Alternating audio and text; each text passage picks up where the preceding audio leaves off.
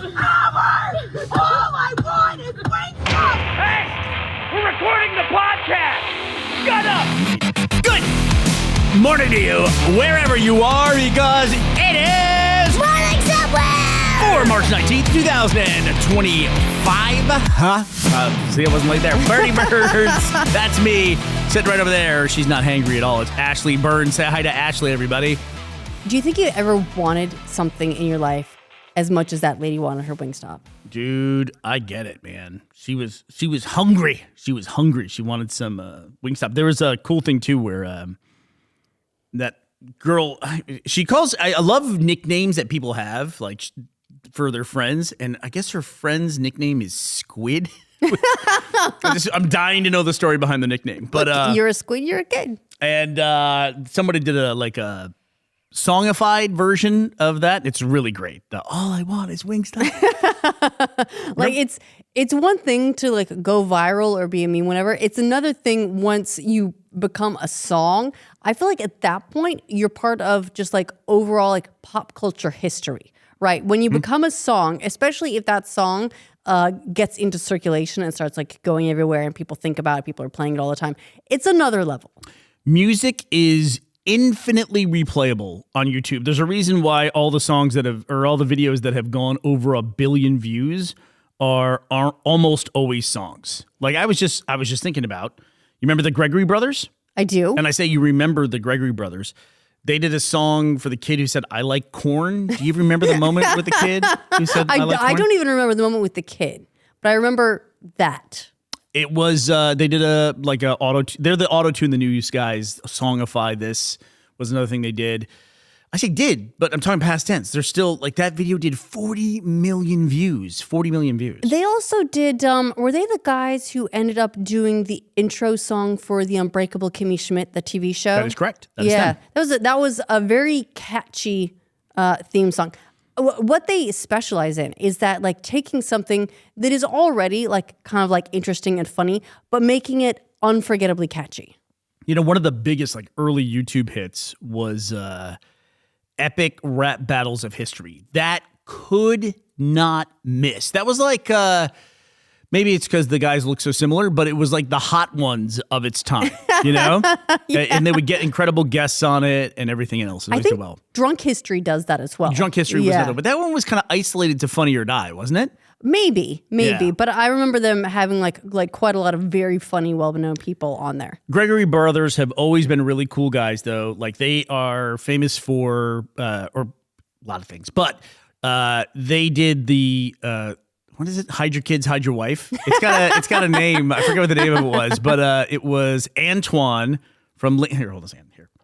Well, obviously we have a rapist in Lincoln Park. He's climbing in your windows. He's snatching your people.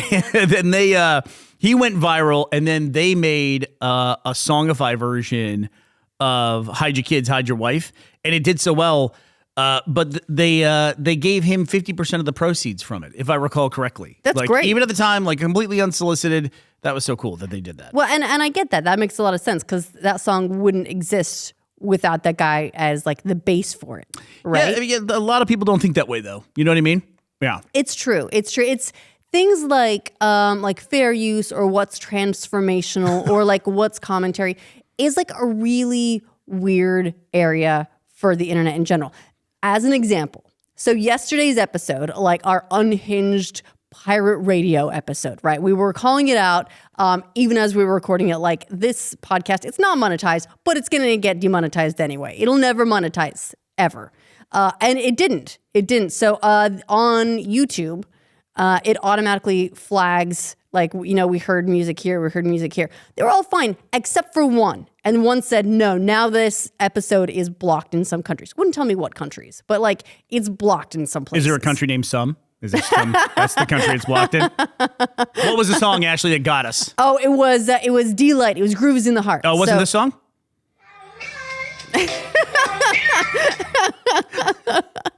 D-Lights? I said such nice things about them, Look, too. Clearly they're still taking their number 2 chart placement a little bit hard. But, it's one of those things, too, where, right, this is a 30-minute episode, and you play this clip for, 10 seconds, If right? that. And this highly impartial clip, no one is going and listening to that instead of listening to the full song. But what they could do is say, no, we're monetizing this entire episode and we're taking all 30 minutes worth of monetization for ourselves because you use this little clip. Instead of splitting up part of it, it's used in 1/5 of the video, so 1/5 of the revenue goes for that. Yeah, right. Because, think about it. We played, yesterday, 4 or 5 songs, and I'll be perfectly clear as I'm talking about this. Who gives a fuck about YouTube? Honestly, we're not even monetized. We don't run ads on it. Go ahead. No, this podcast automatically publishes on YouTube. It was just, we added it because I think some people were having trouble with the YouTube music. And so we said, oh, well, let's go ahead and at least put it on there. So it's auto publishing, but it's such a small percentage. It's almost not worth paying attention to, except I find it fascinating when this happens. I looked at the video and there's a chart of we caught music here and here and here and here and here. It's so sophisticated, that algorithm they've got. Part of me, because they've been sued into the ground a couple different times for putting music up and putting licensed clips up. You can get a strike or you can get basically in the demonetization category where you can't monetize it at all. You can partially monetize it or something like that. On some level, I'm personally a little bit disappointed that there hasn't been more blowback against the music industry for how aggressive they are about that. Somebody can make an hour-long video, then a clip, which it might even have been, this is with the big library on Rooster Teeth, this happens all the time. It was perfectly fine when it was put in there and it was publicly available. And then at some point in the last 10 years, it's now no longer a publicly available song, and now it gets demonetized in 2025, get notifications all the time because of some clip that's in there for about 10 seconds in an hour-long video. And all the live streams, almost all of them on Rooster Teeth, because they would play music in the start screen before the video started. There would be some kind of licensed music, and that license has expired at some point in time, and so that's been demonetized. So at some point, I'll just either just take all those down or move them to a different channel. Yeah, do a big cleanup, because otherwise you run the risk of the entire channel getting absolutely destroyed for these 10-second clips. Right. Algorithmically, there's got to be something that suppresses that because this thing has so many demonetization marks against it. Yeah, I've seen videos in the past. I forget who it was who did it, but they played as many things as possible. And they had as many copywritten clips as they could to try to get the copyright owners to fight over the claim. That's what I'm wondering. See, there must be a mechanism for splitting it up based on the time. Because if you put multiple songs in there, then they've got to attribute it to all the different songs, right? They can't all be 100% of the video. Or is it first come, first serve? Is it first to the punch? Jump on it. So D-Light's Groove is in the Heart, no longer my favorite number one-hit wonder of all time. Right. Now you're back to number 2. I guess when you're a one-hit wonder, you got to monetize it as much as you can. Then you grab other stuff. But really, I would be interesting to see some pushback against the music industry as a whole for that. Because if you think about it too, it's imagine if the video game industry did that. If you had a clip of a video game somewhere in your YouTube video and they monetized the entire thing for themselves and none for you.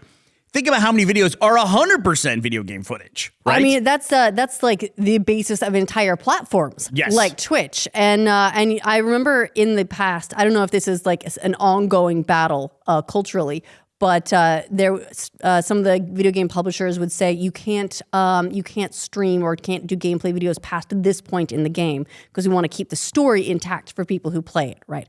Or you can't show this, or you can't show this. And people would have absolute meltdowns over the streaming limitations, largely claiming fair use. And that's one of those things, right?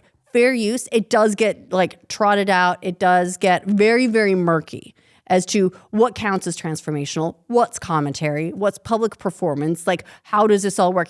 It also doesn't help that I think technically fair use is a defense you can use in court, right? It's not like a flag that you can just raise and go, fair use.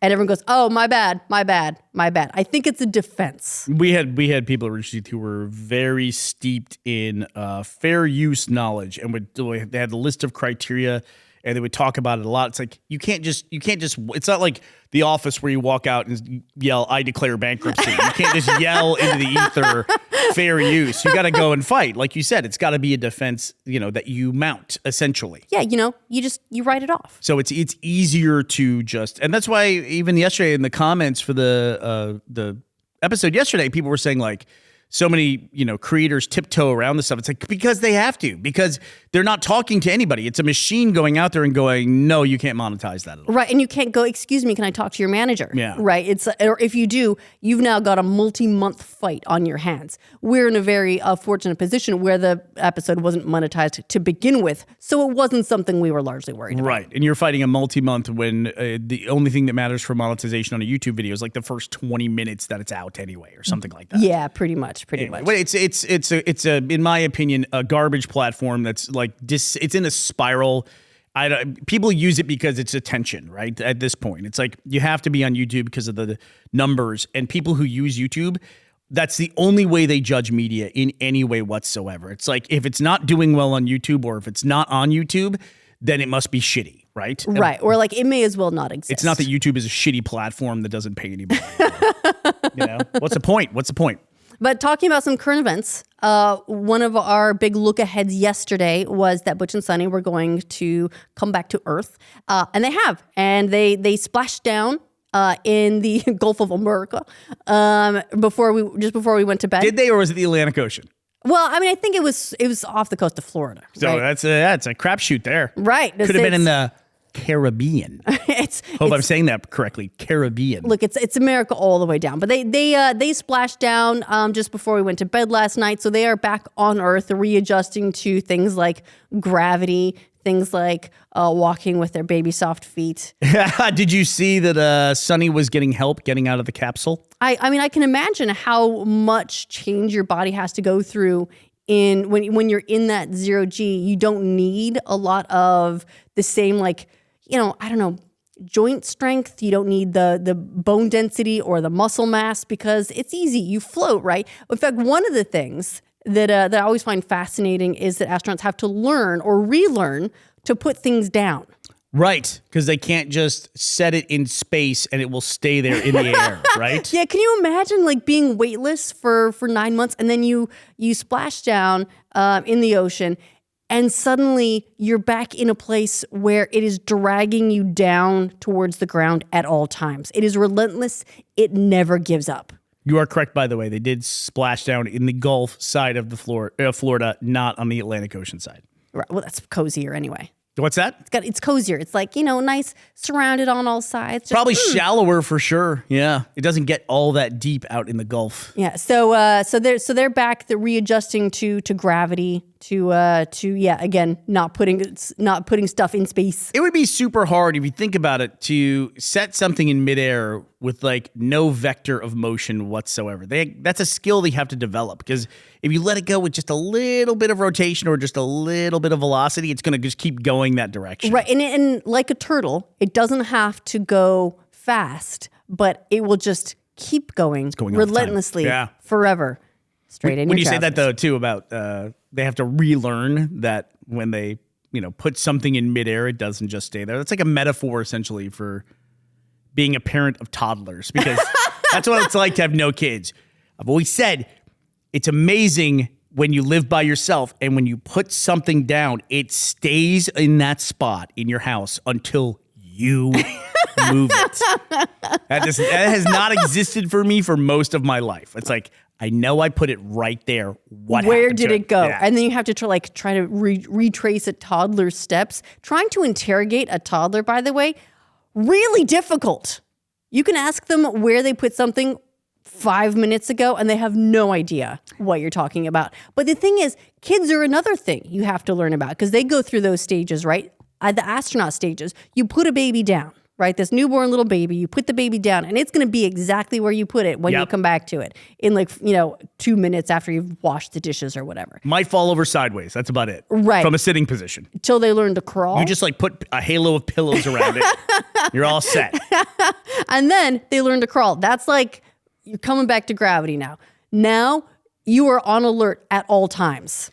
Because the second they start to move, they're no longer staying where you put them. You always have to be paying attention. This is not going to help the population deceleration crisis that we're going through right now. But let me tell you what it's like to have little kids, like toddlers.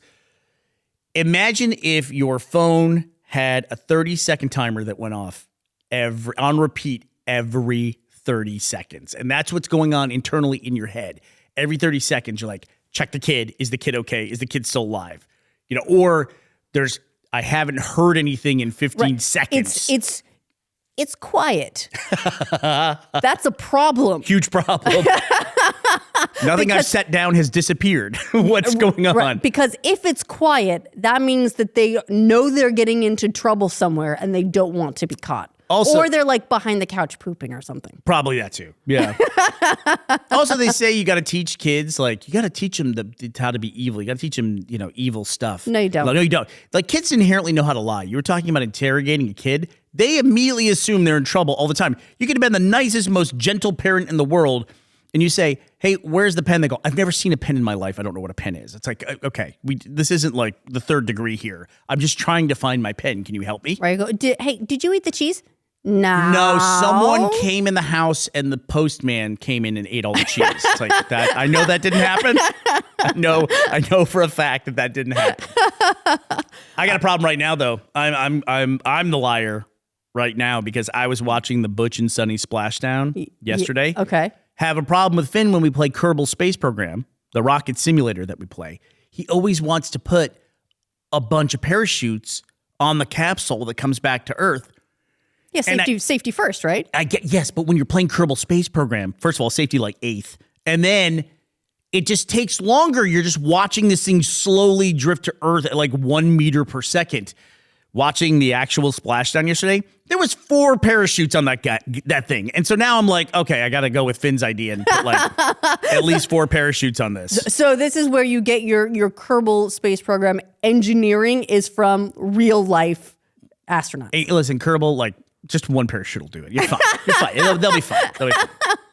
They don't need redundancy. They're okay. And probably, right? Probably. All you need is probably. Yeah. Probably fine. We have a couple of other fun updates. There's a lot of things that came up in the news today that are updates to things that we've talked about previously. One of them is, do you remember the gold toilet? Yes, the gold toilet that was stolen. It was by the art guy who did the banana on the wall. That is correct. So this happened a couple years ago. I want to say it was something like 2019. And it's been back in the news recently because it started going through the court system. Well, guess what? The thief, one Michael Jones, has been found guilty. His name is Michael Jones? His name's Michael That's Jones. Fantastic. No relation. But yes, so has now been found guilty. And I learned something interesting. There's this article on AP News talking about it. But what I found interesting is that they never found the toilet.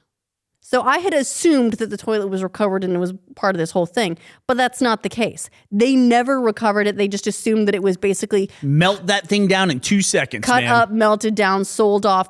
But here's what I want to know. At what point, how many times do you have to clean that thing? Or at what point do you no longer have to disclose that your gold was also probably covered in poop? Oh, once they melt that down, that's all gone. They're fine. Does it reduce the carats in the gold? Let me tell you something. When we first started talking about this, you were asking if the severity of the punishment for the crime goes up as the value goes up because gold is going up. I was looking at it. If you invested in gold 1 year ago, gold, which is now in this month, it has hit $3,050 US dollars. That's United States dollars per ounce this month. All-time high for gold. If you bought gold 1 year ago, it has gone up 50% in a year. It was down around 2,100 a year ago in March. That's insane for gold. That's insane. A 50% increase on gold. So what I'm hearing is if you've seen a gold toilet just sitting around, go ahead, steal that sucker because it's worth a lot now. And hold on to it, Hold forever on your toilet. Just hold on to it.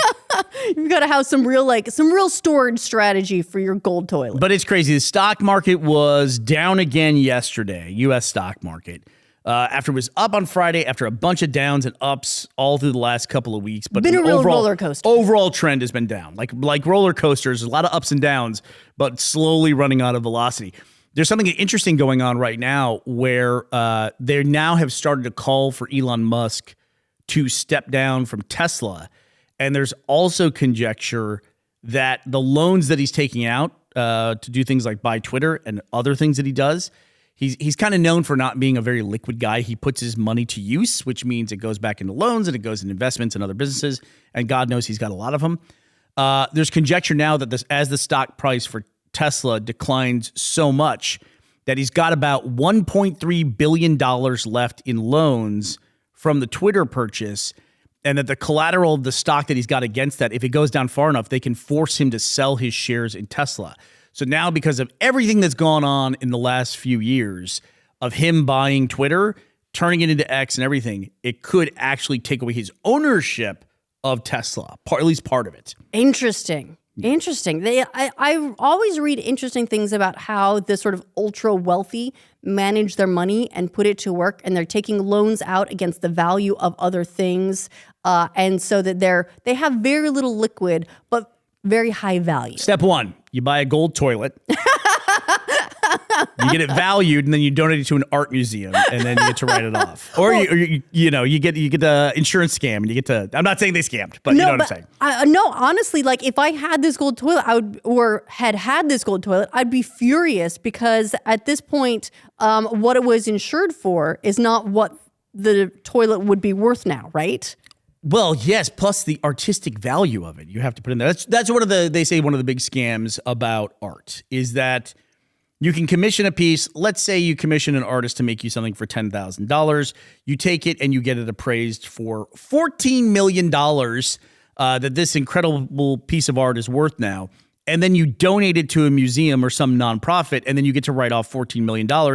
But you only spent $10,000 to get that $14 million write-off. Right. Those are completely straight out of my ass numbers, but that is the philosophy behind why art is a big scam. What I'm hearing is we should all get into the arts. Yeah, exactly. At least you're making 10 grand, right, for making the piece. We're going to get into arts and we're going to get into music. We're going to start a recording label. And then we're not going to make anything. We're just going to claim everything. And since we're talking about art and everything like that, and this has been my week to complain about technology, can I complain about something tech-related that's of course you can. Vexing me? You've probably seen me be vexed by this week. I'm going to get a little passive-aggressive here for a second, okay? All right, I'm ready. I'm going to get just a little bit passive. Okay. Hey everyone, in this lesson we're going to talk about passive aggression. All right, so here's the deal. I want to give a special shout-out to the people who are keeping it real in 2025 and for some fucking reason only have SMS text messaging on their phone. You know, they're too cool. They're not going to download some kind of data messaging app like WhatsApp or Signal. They're not going to do that because they have text messaging on their phone. Or not use like iMessage? Right, because they're not going to have an iPhone. They're going to have an Android. They're going to have just green SMS text messaging, and that's it. What a fucking pain in the ass it is to get hold of those people sometimes. And it's not just like blue text versus green text. I mean, there's sometimes when you don't have a cell signal, but you can get to Wi-Fi or get to data. Let me put that more accurately. There's sometimes when you can't get to the cell network, but you can get to every other goddamn piece of messaging technology in the known universe. Thanks to data. Right, because you can get on data and you can do it. And this was my problem. I didn't have a cell signal where I was. I had to reach someone in it wasn't an emergency. It was an urgent situation. And I had to get hold of them. And I couldn't send a goddamn SMS. And there was no other way to do it. I was even looking on the web because I had a Wi-Fi signal. I looked on the web, and there are all these like web forums that have really sketchy URLs like sendonlinetext.us, you know? Right. And that's going to, and if they even get that, it's going to be coming from probably one of those like spam blocked group numbers. Right. Or I've got to give them that person's phone number and my phone number in order to do that. And now you're both on a list. Exactly right. And it's just and this isn't just like a rural cell signal thing. I have been in some big buildings, I'm sure you have as well, where you just don't get a cell signal in parts of the building. Yes, right? absolutely. But those buildings also tend to have fucking Wi-Fi. And also, you go to a concert or some big public outdoor thing and I just don't understand.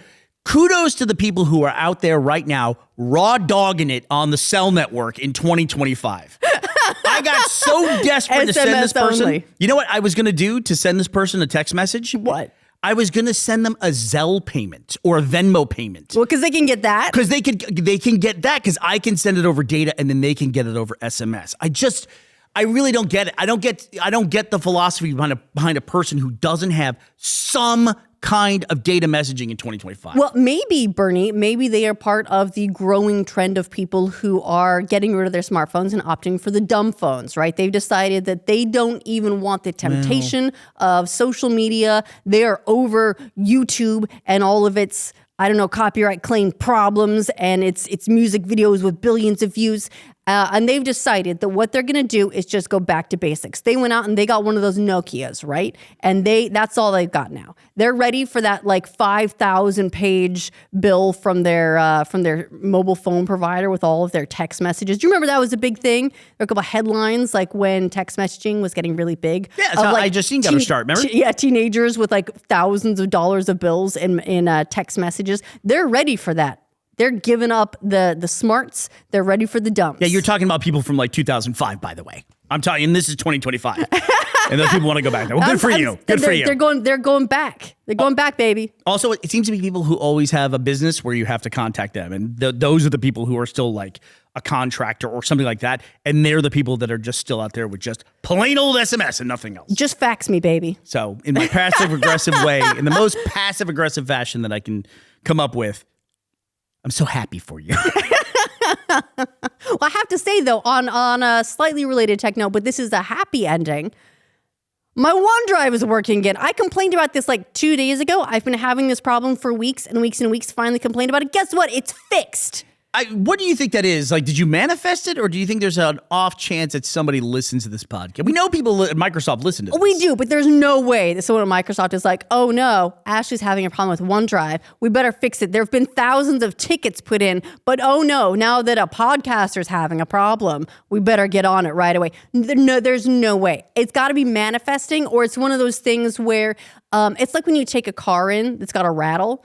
And you try to, because you go to show the guy at the garage, right, the mechanic, and you're like, it's just here, and then it doesn't do it, right? It's immediately fixed. By saying to someone, listen to this podcast, I contributed to the myth that there's a button they can press and fix your problem, as opposed to what it probably is. It worked itself out. We don't know why it worked itself out, but guess what? We also don't know why the problem happened to begin with. But sometimes these things just kind of, the ghost in the machine solves the problem. I'm pretty sure it was tied to the presence of Butch and Suni on Earth. Listen, it's a celebratory day for everybody. Imagine people all over the world right now sending each other SMS messages in celebration of returning from space. Maybe the reason that the SMS messages are going so slowly is because they all have 4 parachutes. Maybe so. Yeah, that's right. Your packets are parachuting back to Earth. All right, well, I want to say thank you to today's parachutes keeping us afloat. Sean and Noel Scholerman, thank you both so much for sponsoring this episode of our show at patreon.com/morningsomewhere. It's only a game.